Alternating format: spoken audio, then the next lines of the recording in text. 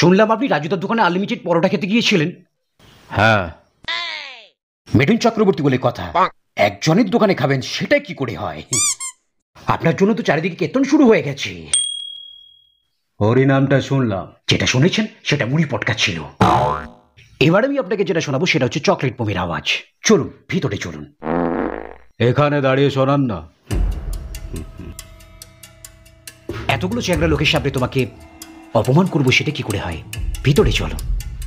আপনার ওই চ্যাংকালের কাছে তো শুনেছেন কি এই বস্তিতে ঢুকতে গেলে তরকারি আর পরোটা দুটোই চাই। আছে তো, তরকারি পরোটা দুটোই আছে। বসুন,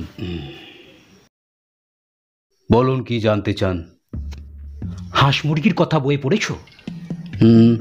শুয়োরের কথা পড়েছো? ভেড়া ছাগলের? পড়েছি।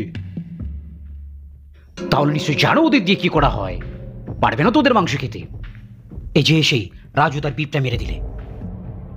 পিজে অরুণ তার পরোটা খেতে তোমায় কি কেউ বারণ করেছিল? বিপের ছেলে হলে তো কিছু হতো না, কিন্তু তুমি বিপের ছেলে নও। বিপের ছেলে না হলে কি হবে? কিচ্ছু হবে না যদি আমি তোমার বিপে হাতটা রাখি।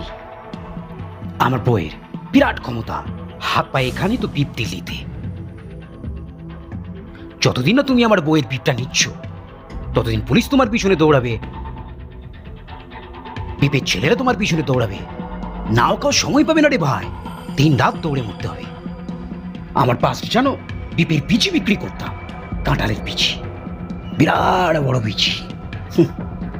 বড় বড় হেক্কার নাহলে এসব হয় না, বুঝলে? বিরাট হেক্কার। কত কি হতে পারে জানো? ধরো তুমি রাস্তা দিয়ে যাচ্ছ, পেছন দিয়ে একটা ছেলে এসে তার বড় বিপটা তোমার পেছনে ঢুকিয়ে দিল। না হবেই বলছি না, হতেও তো পারে। বা ধরো তুমি বাসের মধ্যে দাঁড়িয়ে দাঁড়িয়ে যাচ্ছ, একটা ছেলে এসে তোমার বিপটা টেনে দিয়ে চলে গেল। না হবেই বলছি না, হতেও তো পারে। বিরাট খেলা, সাপ লুডো। কে কখন বিপ ধরে উপরে উঠে যাবে, কে কখন বিপের মুখে পড়বে কেউ জানে না, না রাজুদা না ডিজে অরুণ।